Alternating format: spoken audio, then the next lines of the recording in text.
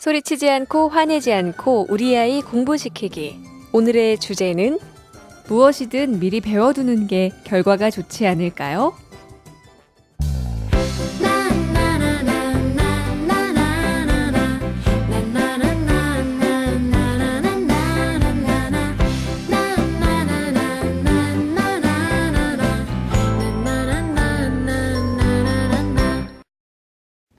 안녕하세요. 소리치지 않고 화내지 않고 우리 아이 공부시키기 고봉익입니다. 이런저런 많은 정보에 민감하게 반응하는 부모님을 보통 환경민감형 부모님이라고 말씀을 하시거든요. 환경민감형 부모님의 자녀들은 많은 학생들이 교육에 대해서 또는 공부에 대해서 부정적인 감성이 많이 생기고요. 두 번째는 혼란을 많이 느끼는 경우가 있습니다. 부모님들께서 변화하는 입시제도나 이런 환경에 따라서 먼저 민감해지시고 초조해하시고 막 이러면 당연히 아이들도 그런 그런 느낌을 받겠죠. 그런 느낌을 받다 보니까 부정적인 감정이 생기는 거고요. 또한 잦은 변화로 인한 그런 교육의 일관성이 떨어지는 것 때문에 아이도 혼란을 자꾸 느끼는 거예요. 그리고 교육 환경이나 트렌드가 바뀌는 것에 따라서 아이가 변화에 빨리 따라가지 않거나 엄마가 변화하고자 하는 방향에 동의하지 않을 경우에 엄마와의 갈등도 자꾸 생기게 되는 거고요. 그리고 또 공부 습관을 잘 정착하려면 시간이 필요하거든요. 그런데 엄마가 이제 환경 민감형인 부모님의 자녀들은 좋은 습관이 잘 정착이 안 된다라는 그런 점도 있습니다. 결국은 전반적으로 부정적인 영향과 결과가 더 많죠. 네, 그 밖에 또 하나 큰 문제가 하나 있는데요. 그렇게 민감하게 정보와 환경에 반응하시는 부모님의 자녀들이, 많은 학생들이 공부와 인생에 대해서 장기적이고 근본적인 관점에서 생각하기보다는 굉장히 단기적이고 피상적인 관점에서 생각하는 경우가 많다라는 건데요. 이건 굉장히 정말 중요하고 또 개인적으로는 그런 학생들 보면서 많이 안타깝기도 한 사실인데요. 이게 무슨 말이냐면 만약에 공부를 했을 때 즉각적인 결과가 나오지 않았을 때 너무나 실망한 나머지 좌절까지 하고 자기는 쓸모없는 사람이라는 생각까지 하게 되는 아이들도 많이 봤고요. 그리고 인생에 있어서도 인내력, 지구력, 역경관리 같은 성공하기 위해서 필요한 것들이 제대로 개발되지 않기도 합니다. 우리가 그 아이들을 멘토링할 때 멘토링 기술 중에 가장 중요한 기술 중에 하나를 다장근이라고 하는 게 있어요. 다장근이 뭐냐 하면 멘토링할 때는 다면적, 장기적, 근본적으로 멘토링을 해야 된다라는 겁니다. 다장근적인 멘토링을 받은 학생들은 뭔가를 바라볼 때 하나의 문제 속에 함몰되지 않고 다면적으로 그리고 장기적으로 그리고 근본적으로 바라보면서 해결책을 찾아 나가게 되는데 환경 민감형 부모님의 자녀들은 그런 다장근적인 사고를 갖지 못한 채로 계속 당장의 문제를 해결하는 스킬들을 요구하는 그런 경우가 되게 많아요. 그래서 그런 스킬들만 찾아다니고 그런 스킬들을 찾기 위해서 헐떡거리다가 또 그런 스킬들이 없으면 너무 쉽게 좌절하고 이것은 굉장히 큰 문제인 것 같습니다.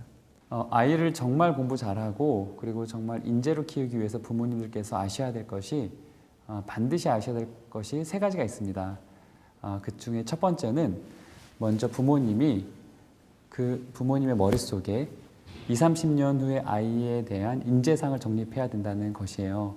실제 세계적인 인재들, 인류 문명 발전에 큰 기여를 했던 위인들의 부모님에 대한 연구 결과 그 부모님들의 가장 공통적인 것들 중에 하나가 그 머릿속에 인재상이 있었다라는 것이었습니다.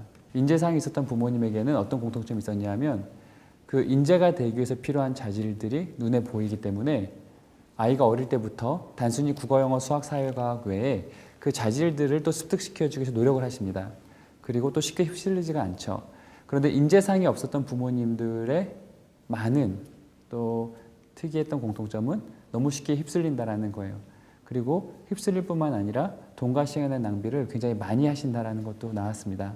그래서 아이를 잘 키우시려면 제일 먼저 입시나 내신에 대한 어떤 목표를 세우기 전에 20, 30년 후에 우리 아이가 어떤 인재가 됐으면 좋겠는지에 대한 청사진, 즉 인재상을 정립하는 것이 굉장히 중요합니다. 인재상을 정립하셨다면 이제 우리 아이가 어떤 인재가 됐으면 좋겠다라는 그림은 있지만 그 인재로 자라기 위해서 필요한 자질들을 어떻게 우리 아이한테 어렸을 때부터 습득시켜줘야 될지에 대한 지식도 필요하죠. 예를 들면 우리 아이가 많은 사람들에게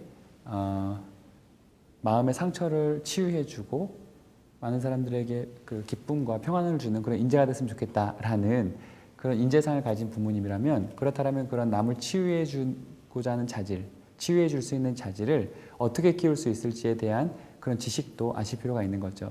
그래서 어렸을 때부터 국어, 영어, 수학, 사회, 과학에 대한 또는 인지교육에 대한 교과목에 대한 정보들, 내신과 입시에 대한 정보들을 얻으러 다니시기 전에 먼저 그 인재로 키우기 위해서 필요한 자질들을 어떤 식으로 습득시켜 줄지에 대한 공부를 하시는 것이 두 번째 단계입니다.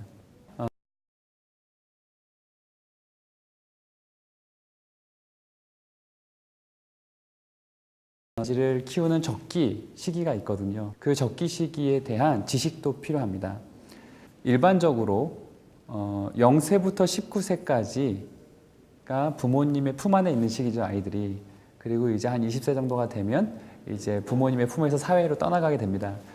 그렇다면 부모님은 0세부터 19세까지 중에 그 인재의 자질들을 키워줘야 되는 거예요. 인재상에 맞춰서.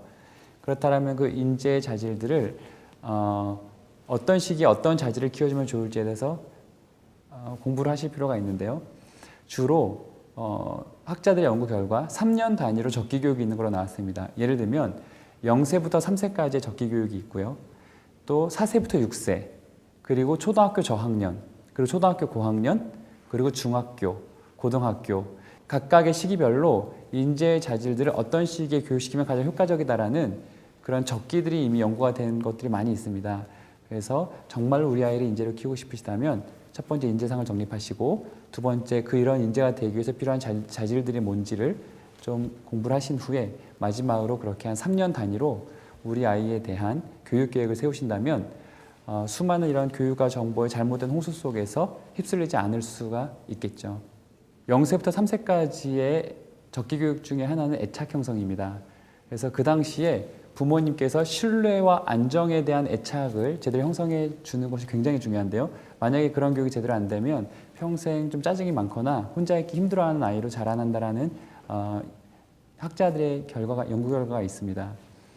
만약에 애착 형성이 잘 되면 아이는 평생 남들에게 또 그런 신뢰와 안정성을 줄 수 있는 사람이 되겠죠.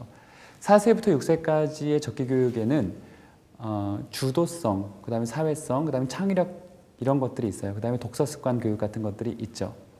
그리고 초등학교 저학년의 적기 교육 중에는 공부 감성 교육이라는 게 있습니다. 그게 무슨 말이냐면 공부를 즐겁게 느끼도록 만들어주는 교육인 거예요.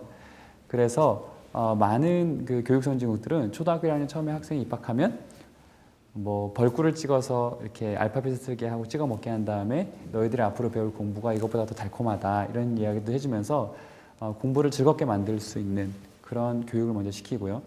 그리고 초등학교 고학년 때부터는 구체적인 공부 습관 교육이 굉장히 적기 교육입니다. 초등학교 고학년부터 공부 습관 교육을 시켜놓지 않으면 아무리 머리가 좋은 아이들도 중고등학교 올라가서 성적이 잘 안 오르는 경우가 많습니다. 그리고 중학교 때 적기 교육 중에 대표적인 것 중에 진로 교육이 있습니다. 우리나라의 그 서울대보다 더 좋은 대학이 있거든요. 카이스트나 뭐 포항공대보다 훨씬 좋은 대학이 있죠. 어디냐 하면 바로 우리 아이 재능에 맞는 대학이에요. 많은 부모님들이 이 말에 동의하실 겁니다. 우리 아이 재능에 맞는 대학을 가는 것이 가장 중요하다는 것에 동의하신다면 그 재능을 발견하고 그런 진로를 탐색하는 데 가장 중요한 적기는 바로 중학교 때입니다. 그리고 고등학교 때 적기 교육 중에 중요한 것은 그 자기 성찰력이나 개념적 사고력, 전략적 사고력 같은 좀 고차원적인 사고력에 대한 교육이 적기 교육이고 또 향상된 진짜 이렇게 조직을 관리할 수 있는 리더십 같은 것도 고등학교 때 적기 교육 중에 하나입니다.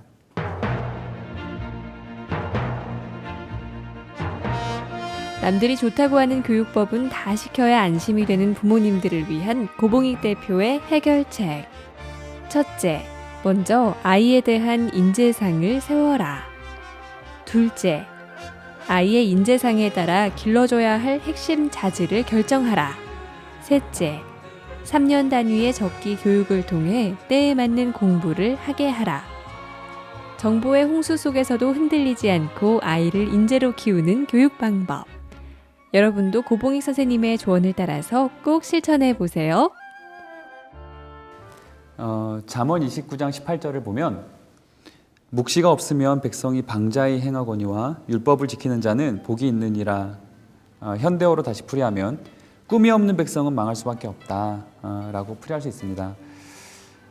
부모님께서 아이에 대한 인재상을 가지시고 아이가 어떤 모습으로 어떻게 성장해서 세상에 어떤 영향을 끼칠지에 대한 비전을 가지시고 그러한 비전 하에서 그런 인재가 되기 위해서 필요한 자질들을 공부하신 후에 약 3년 정도의 텀으로 아이를 인재로 만들 수 있는 그런 교육 계획을 세우시고 아이를 일관성 있게 교육처를 가지고 지도하신다면 우리 아이들은 자신의 공부 목적과 인생의 목적을 잃지 않고 그리고 앞으로 자신의 삶에 다가오는 모든 문제들에 대해서 역경관리 능력과 일관성 있는 태도로 헤쳐나가는 그런 훌륭한 인재로 자랄 것이 분명합니다. 좋은 비즈니스를 하려고 해도 사업계획서가 필요하고 아름다운 건물을 지으려고 해도 설계도가 필요한 것처럼 이제 우리 아이의 인생에 멀리 바라보는 안목으로 아이 인생의 설계도를 한번 그려보는 오늘이 됐으면 좋겠습니다. 지금까지 소리치지 않고 화내지 않고 우리 아이 공부시키기 고봉익이었습니다.